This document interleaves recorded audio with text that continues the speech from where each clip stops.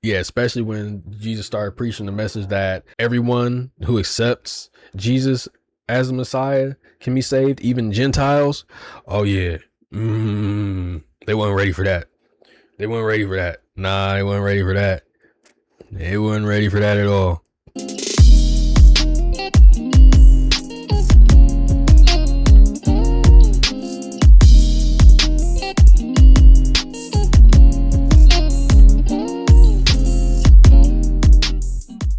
How do you tell someone about Jesus without telling them about Jesus?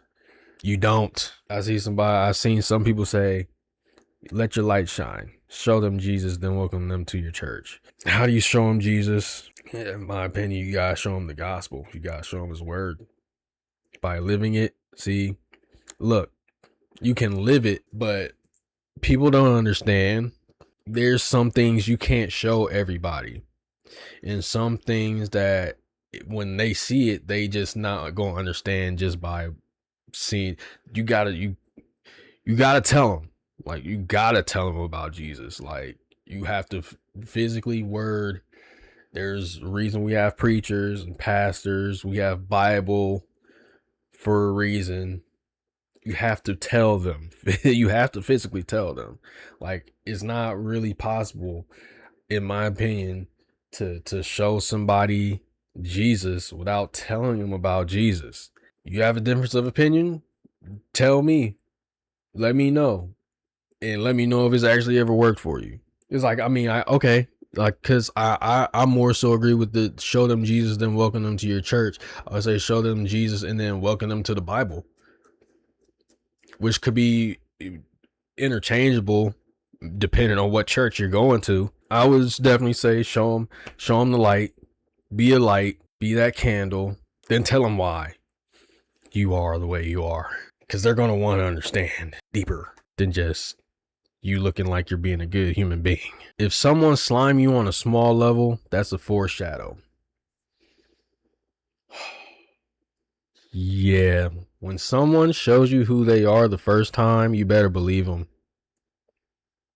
You better believe them. Now, of course, Jesus said in Matthew, which scripture is it? Matthew chapter 6? He tells you to turn the other cheek. He told us in Matthew chapter 18, 19, we've got to be forgiving. If we forgive our brother 7 times and he's still doing what he do, if he comes and asks you for forgiveness again, you got to forgive him 7 more times. Okay? 7 times 70.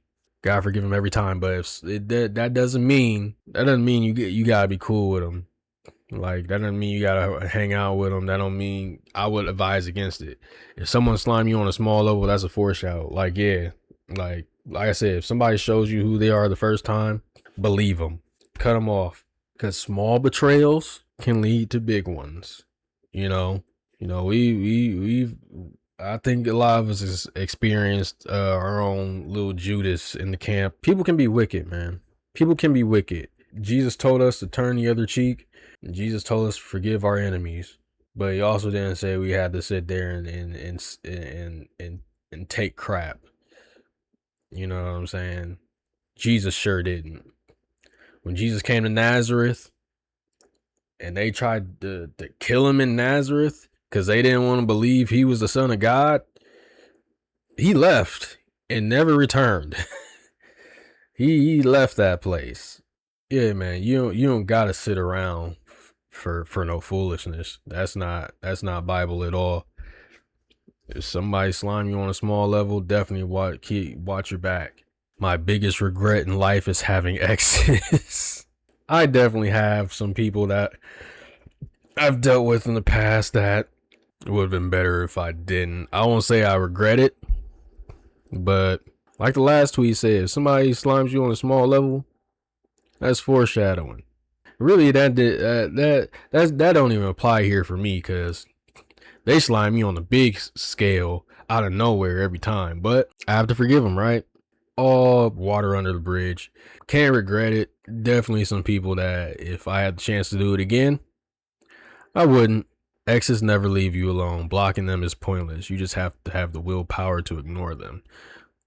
I disagree on blocking them is pointless. You do have to have the willpower to ignore them, because certain people that you've dealt with in the past will try to figure out other ways to contact you anyways. But have the willpower to ignore them and block them. Don't give them access. Keep the access away. Don't give them the access, because as long as they have the access, they're going to keep trying it. Take away the ability. Don't even give them a chance. No chance for you. No chance. That's the Vince McMahon song. Yeah, no chance. Don't give him the chance. As a Christian, how would you explain this? Why did Jesus often tell people to not reveal that he was the Messiah? Look at what happened in Nazareth. People just weren't ready. People weren't ready. He knew it was going to cause an uproar, especially when he was going to other nations like Gentile nations and things like that. And yeah, this comment right here, people had the wrong expectation of what the Messiah was supposed to be. The Pharisees, the Jews, the Pharisees especially, and the Sadducees thought that when Jesus pulled up the first time, they thought he was supposed to do what he's going to do the second coming. They thought the first coming was the second coming. They thought that Jesus was going to come and take out the whole Roman Empire and restore the entire world back to the Jews and put the Jews back on top again. And that was not it. That's still not what's going to happen here. But yeah, especially when Jesus started preaching the message that everyone who accepts Jesus as the Messiah can be saved, even Gentiles. Oh yeah. They weren't ready for that. They weren't ready for that. Nah, they weren't ready for that. They weren't ready for that at all. If word spread out too quick about who he really was, caused a big uproar. Like I said, they tried to kill him in Nazareth over this to avoid misunderstanding his mission, and to prevent crowds from focusing on only the miracles. Because yeah, that's what another thing. People were looking for signs and wonders immediately, and that's not what Jesus came to do. He did that, but that wasn't the mission. Like all the healing, he was doing. He did it because he is who he is, but that wasn't the mission. Those were side goals right there. Like those were side missions. His main mission was to die on the cross, spread the word. His mission was to spread his word, die, and then resurrect for the remission of sins. That was the goal, to show us the way and then give us away. That was the goal. All right, that was a good one. What else we got? Why do some people reject Jesus even after hearing the gospel? This is a good one that I'm seeing right here. Because they don't want to dethrone themselves. They want to be their own God. Consequences. Yes. Fact of the matter is, why did the Jews reject Jesus? Because he wasn't what they wanted him to be. People reject the gospel because it's not what they want it to be. They want to be able to do what they want to do. They want to be who they want to be. They want to live how they want to live without any consequences. And the gospel don't allow that at all. And like I said, some people take some of Jesus' quotes out of context. Matthew 7:1. But the fact of the matter is, Jesus said, turn from sin. He said, you must turn from sin. He said, if you even look at a woman with a lustful eye, you've already committed adultery with her. He wasn't playing around.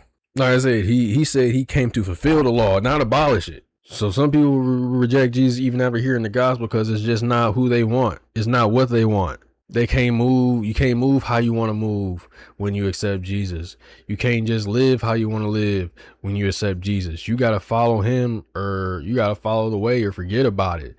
And that's why we have false teachers, and that's why we have false doctrines out here. And that's why we have these new age teachings to make Jesus' gospel fit our own narrative. But what does Proverbs 3:5 say? Trust in the Lord with all thine heart and lean not into thine own understanding. You can't just do what you want to do. And that's not like a condemning thing. It's not like a jail sentence.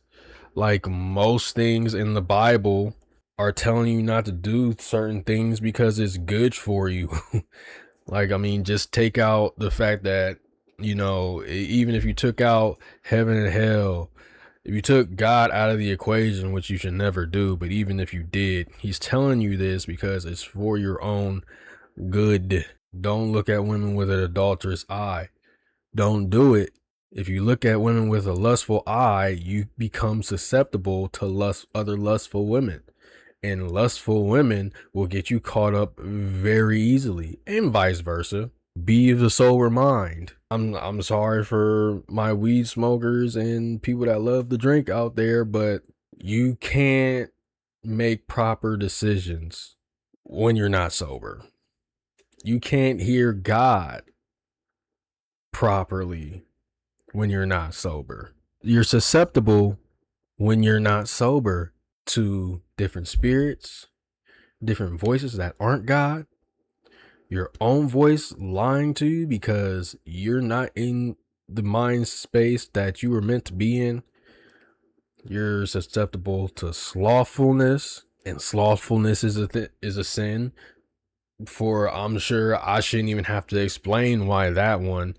Killing, shouldn't have to explain that one. Stealing, shouldn't have to explain that one. Lying, shouldn't have to explain that one. Like most of the things that Jesus is telling us not to do is for very good reason. Take with that what you will.